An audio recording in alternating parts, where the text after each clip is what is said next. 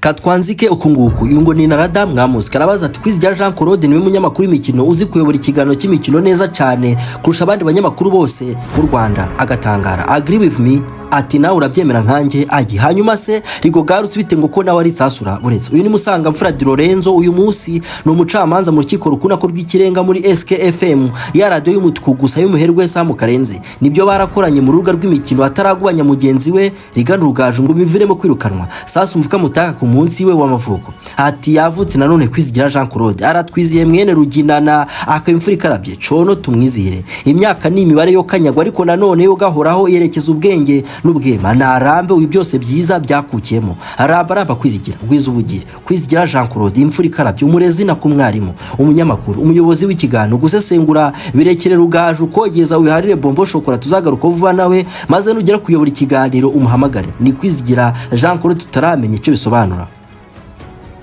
Ibondo nakwinda oya burya ro kuvuga siporo bigahabana cyane no kuyikora ndebera nk'agafoto akadaka Rugaju rigani urakareba ndorera Lorenzo yewe reba inda mwana itamasha reba mwarimu Kwizigira maze wirengagiza ibamari Rigoga Ruth ubundi twikomereza ahubwo ku kijwi kiryoshesha uti cyane ndavugaga cya Kwizigira niwe turiho mwarimu utitasha anyuze kuri Instagram ye mu byo yise ubuzima bw'abanyamakuru journalist life ati Kwizigira Jean Cloude ni umunyamakuru wa RBA akamuyobozi ikiganiro urubuga rw'imikino moderator aturetse kuba ari umuhanga mu kuyobora ikiganiro hari karite zindi nge mukunda harimo kuba afite ijwi ryiza harimo base rikabure hemure igihe yinje muri commentary cyane cyane yo yijandikanye na senior bwanurugangura Axel Gariso bombo shokora akantu kwehemuresha ariko byafite ijwi rifatika mwana sinka rimwe rya Samu Rugege Kwizigira n'umupapa nyuma yo gucapa akazi hajya agira umwanya agafata umukunzi bagatembera ndetse bagashyira hanze agafoto kuje urukundo ndetse gaherekejwe n'imitoma.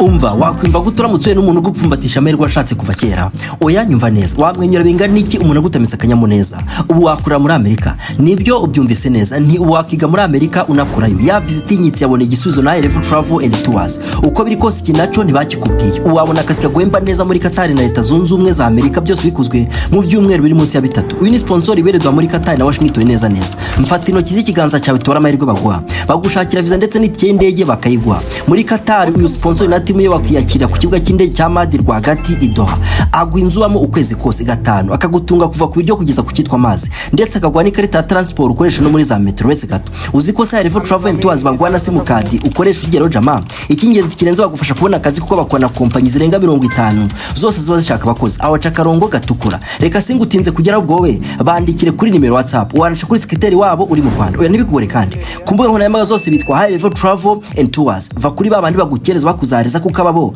bahora bari professionnel nyaruka kuri 5G nyabona gukira burya ni nona bikagaragaza ko ari ibintu bimurimo kuko akenshi agaragara no mu ruhame ashishikariza abagenzi be kugira urukundo n'umuryango ingarama kirambi Kwizigira Ari ntijandika mu matiko no dramatic cases nta mutima mubi ari humble to everyone and of course is the daddy nge mwita daddy wacu mu mwuga uretse so karite mvuze haruguru we ni iki kindi ukundira Kwizigira cyangwa ubona arusha abandi banyamakuru ba siporo titasha ati we love you daddy Kwizigira official ayi wowe serata umukundira ikisha nako nawe uramwemera Kwizigira uti wowe wikundira yo Rigoga Ruth ari wo ruyoboye ndavuga urubuga rw'imikino ngo rukaba rwa mbere mu Rwanda burya kandi reka da ngo mainstream burya radio ni radio y'abaturage Radio Rwanda hafi yawe ahubwo rero Rigoga Ruth apana umwe muri bibiri ahubwo Ruth umunyamakuru kazi Rigoga umunyamakuru kazi wa siporo wa mbere mu Rwanda ntibahwemye kumugeranya n'abandi banyamakuru kazi Genius Fida mwamuzi ati choose wisely Uwimana Clarisse Vast Rigoga Ruth ati ni muhitemo ari Uwimana Clarisse wa BNB na Rigoga Ruth wa Radio Rwanda ninde urenze uretse kandi umupangayi wo kwa Muski na bati ukurikije ubuhanga bw'aba bombi muri analize z'urubuga rw'imikino kuri wowe wemera ndi cyane a Rigoga Ruth B Cynthia na Isa kandi yego abacimaka nawe mwasamu Karenzi sana ngo barekerese bati Ariane w'amahoro cyangwa Rigoga Ruth Battle of Two Queens abamikazi babiri muri siporo nyarwanda bati who is the greatest female sports ninde mugore urenze mu itangazamakuru mu Rwanda umunyamakuru w'ikinyejana nako wa generation tubyanzure se oya katwe turetse ariko se ubundi bitwaye iki niyo wa mbere ngahi yawe uryo hanyuma se ni muntu cy'ubundi ni uyu mubyeyi wabiciye bigacika muri kandanda z'umupira w'inyarugenge ni muntu kibaho Rigoga Ruth ni umunyamakuru kazi w'umunyarwanda kazi uvuga imikino mu Rwanda bamaye cyane nk'umwe mu bagore bavuga amakuru y'amakuru y'imikino mu Rwanda kuko twe tumenyereye ko amakuru y'imikino mu Rwanda akorwa n'abagabo gusa bayita Wikipedia papa. Rigoga Ruth yakoze ku maradiyo menshi i Kigali harimo Isango Star nayo yatangiriyeho umwuga w'itangazamakuru ry'imikino mu mwaka wa 2012 ahava ajya kuri KFM 16 ahava ajya kuri televiziyo na Radio 10 ari naho yavuye ajya ku kigo cy'igihugu cy'itangazamakuru mu Rwanda RBA mu mwaka wa 2019 kick-off ngo ntuyizi kuri televiziyo Rwanda we na Keshema Titi ubihamya buhoro buhoro babaca impaka. Rigoga Ruth ni muntu ki utoye Rigoga cyangwa Kwizigira ninde wowe bigukorera cumeka 5G ubundi dusimbuke ni mu bwonko naho njye ndi empereur kujwi rwirangwa ku 5G nti kubaho nukubaho nyine twatunyara ku kumvuduko nkwa 5G urangara gato ugasigara.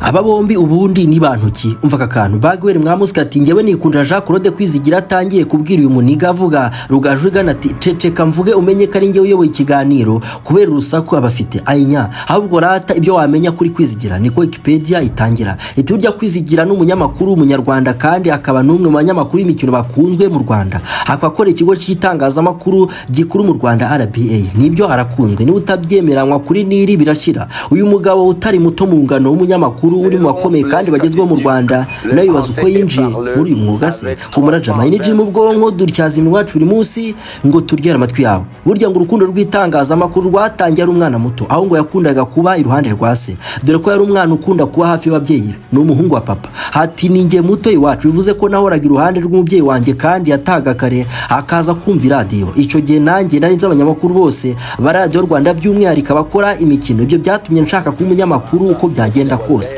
ati uko byagenda kose arakomeza ati igifaransa n'ururimi ukeneye uyu munsi arakomeza ateka ibyo bikubukubu n'akamatwi yawe yaravuze ati ngiye kwiga nigaga ibisabwa kugira ngo bube umunyamakuru iyo mibare n'ibindi ntabwo nabitsindaga pe nitaga cyane ku ndimi ari nazo nizo mashuri yisumbuye noneho sinatsinde ku manota nyemerera kwiga itangazamakuru muri kaminuza y'u Rwanda maze ahubwo bampa kwiga politiki ya science ariko nkomeza kuguma ku makuru ayimana banza umve neza imibare ngo si ibintu bye ntabyazi n'umugore nubwo indimi nazo byanze ariko ngo zimubaze atariko byaranze bampa science politiki ariko ndanga nigumira ku makuru ubwo yararangije amashuri yisumbuye mu ndimi tutaramenya ngo nize cyane ko wasanga yari iz'amatungo cyangwa iz'umuriro yagiye kwigisha isomo ry'icyongereza abana bo muri compassion internationale by'igihe gito ahita ajya muri college Notre Dame de Sainte Rosalie de Nyumba ahigisha isomo ry'icyongereza n'iry'amateka ni mwarimu ntuzamone ku mutebezo n'umucongo bya fresh ngugire ngo ni muzima cyane kuri discipline za mwarimu w'amateka.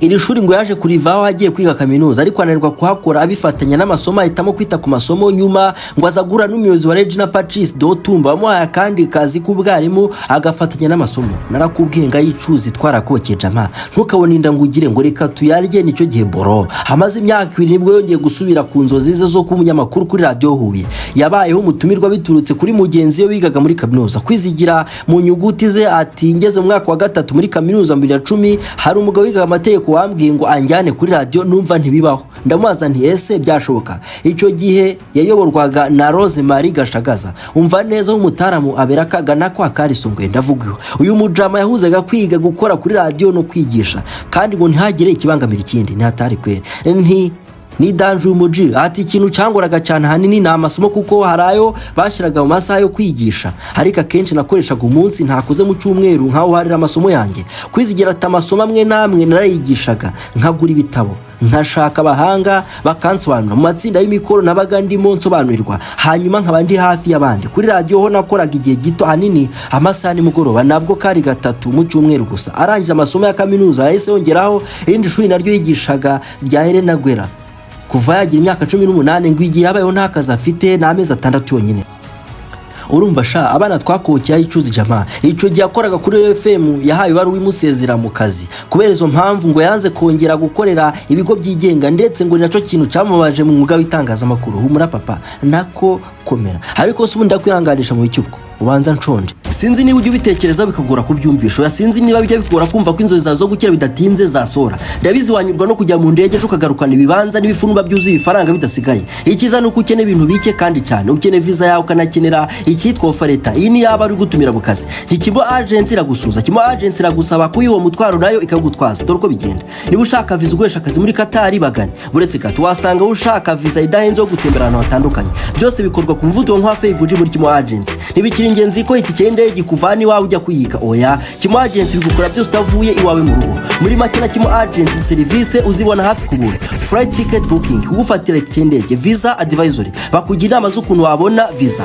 Assisting tourism, bafasha abashaka gusura no gutembera u Rwanda n'ibihugu bitandukanye ku isi, ndetse udasize n'abifuza kubona akazi hanze y'u Rwanda. Kumushari mwiza nabigira neza. Ca kuri imwe muri izi nimero maze byahoze ari inzozi zawe bibimpamo neza mu kanya nk'ako guhumbya. Until next time. Icyo gihe muri 2016 ngo nibwo yagiye muri RBA ho atangira imenyereza umwuga mu makuru asanzwe, dore ko nta kazi icyo gihe yari afite. Yanasanze abanyamakuru barimo Rutamueli Jo, Patrick Abarugira na Rugangura Axel Bombo Shokora mwigishe kogeza imipira y'Iburayi. Nti Hagiseri burya ni papa we mu kazi. Kuri ruhande ubundi ngo Rigoga yiga ngo yize amashuri yisumbuye kuri buruse kubera gukina umupira w'amaguru. Rigoga muri kaminuza ngo muri icyo gihe ahuje radio n'amasomo ubwo yakurikiranaga impamyabumenyi mu itangazamakuru muri kaminuza y'u Rwanda UR. Rinda mu Kagera The New Times mu nkura umutwe mu Rwongereza ati who are the top female sport journalists in Rwanda, meet the women running the show. Ati reka tuguhuze n'abanyamakuru kazi barenze abandi mu Rwanda. Ageze kuri Rigoga Ruth yaragize ati the mother of one is actually married but can be mistaken for a girl given her sport nature and tomboy style. Chances are when you bump into her she will be wearing shorts and push-ins. Mbese ati umubyeyi ufite umwana umwe mu by'ukuri arubatse, ariko kubera imyitwarire ikunda siporo n'imyambarire imeze nk'iy'abahungu tomboy ushobora kumwitiranya n'umukobwa ukiri muto. Akenshi umusanze aba yiyambariye ikabutura n'inkweto zo kwirukanka push-ins. Nibyo ahubwo sugira ngo uvuze ko ari umunyamakuru bwa rw'imikino ukora siporo wabeshe. Reka da naziriya ndazabari abasoresha. Rigoga ati natangiye nkora ikiganiro mpaka talk show cyiswe Men Sport cyakishwa kuri Sangosta, cyatangwaga n'abanyamakuru b'abagore bakurikirana siporo mu Rwanda. Icyo gihe yahuzaga akazi ka radio n'amasomo kuko yigaga itangazamakuru muri kaminuza y'u Rwanda. 2012 yaje gutoranywa ajyanwa kuri radio nshya maze gutangira KFM yari ya National Media Group, ari kuza guhagarikwa ibikorwa byayo muri Kamena 2016. Bidatinze isabwa akazi kuri radio na televiziyo 10 ikorera ku Gishushu, aho yakoranye n'abandi banyamakuru bakomeye mu bya siporo harimo Titisi Erika Ishema, Jean Kimfara iwacu, David Bayingana na Jean Didier Bagirisha Jado Castar n'abandi bakomeye. Uyu mugore nubwo yakoraga mu mwuga wiganje cyane mu bagabo, Rigoga yakomeje kugaragara cyane mu kiganiro cya Ten Sport, cyari kimwe mu biganiro bya siporo byakunzwe cyane mu Rwanda niba atari cyo cyakunzwe kurusha ibindi. Mu kwezi kwa Kamena 19 yaje kwinjira mu kigo cy'igihugu cy'itangazamakuru mu Rwanda RBA, aho atanga ibiganiro bibari byo RTV Sports ndetse na Kick Off udase n'uburwa rw'imikino rimwe na rimwe. Biri mu biganiro birebwa cyane mu Rwanda.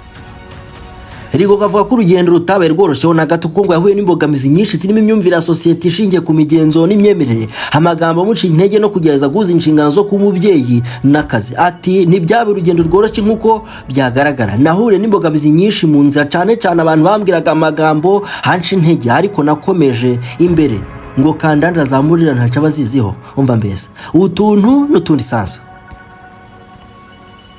Umunyamakuru Jean Cloude Kwizigira asezeranye n'umukobwa bari bamaranye imyaka 15. Ayimana uwakaba Manzire Marjire wakoraga igihe ku 13 Nyakanga 2018 isa 40 mu Kadoma. Umunyamakuru imikino mu kigo cy'igihugu cy'itangazamakuru RBA Kwizigira Jean Cloude asezeranye imbere y'amategeko n'umubyeyi Clarisse bari bamaze imyaka 15 bakundana.